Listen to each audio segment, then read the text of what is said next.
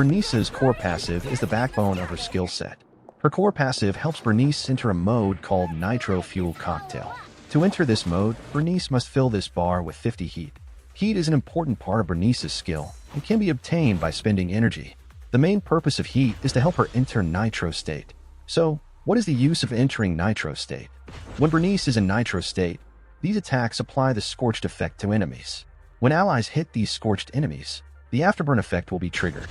Afterburn is quite powerful as it builds Fire Anomaly buildup and deals a ton of damage to inflicted enemies.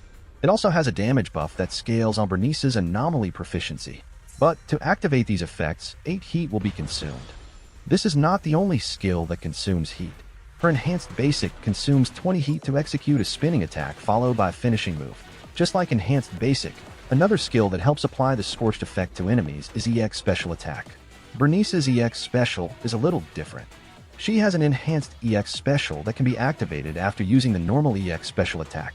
This enhanced version causes Burnice to use 2 flamethrowers instead of 1 and deals way more damage. The best part about Burnice's EX attacks is that they consume energy, which results in Burnice gaining heat. Lastly, we have her ultimate, which could give Burnice 50 heat and instantly put her in Nitro mode. On activating ultimate, Burnice moves forward and then jumps in the air while spewing flames at enemies. If a quick assist is activated during this moment, 50 heat will be provided. However, the problem is that to get the heat, quick assist must be generated. So, it is very important to time your ultimate. Now, let's quickly go over her Mindscapes. Her M1 helps with heat management. It increases the heat limit from 100 to 140 and gives Burnice an additional 40 heat on entering battle. M1 also enhances the Afterburn effects, making it one of Burnice's best Mindscapes. M2 enhances damage dealt by Afterburn.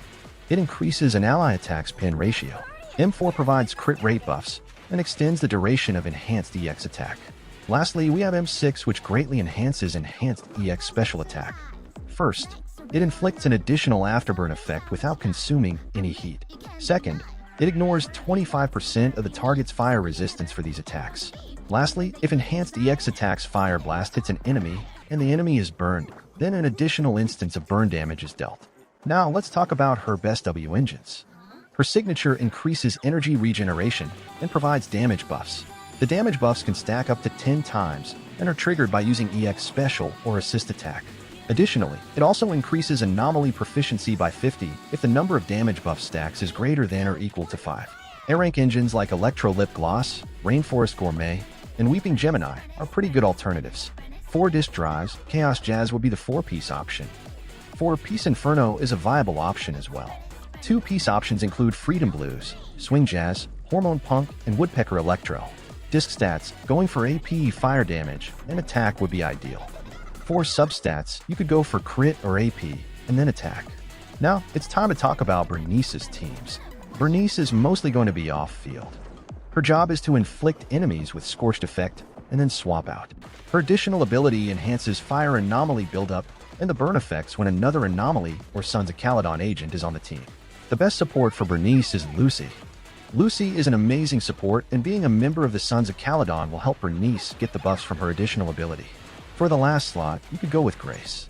Grace requires more field time and can do well with Burnice. Caesar is also an excellent option.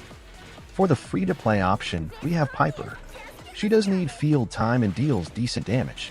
Furthermore, Lucy is the perfect support for Piper as well.